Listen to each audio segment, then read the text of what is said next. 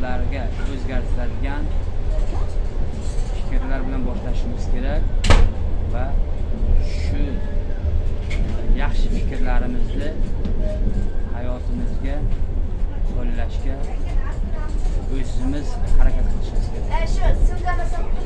Biz qachon bizga imkoniyat bo'ladi degan bir narsani hayolimizdan chiqarib, imkoniyatlarni o'zimiz yaratishga harakat qilamiz.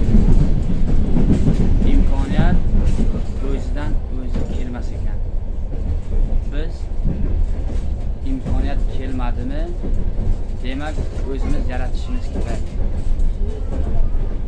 To'g'ri, kimlargadir bitta yarimda tasodif bo'lishi mumkin, lekin asosiy hayotda Allohga shukr qilgan odamlar, harakat qilgan odamlar natijalarga erishar ekan.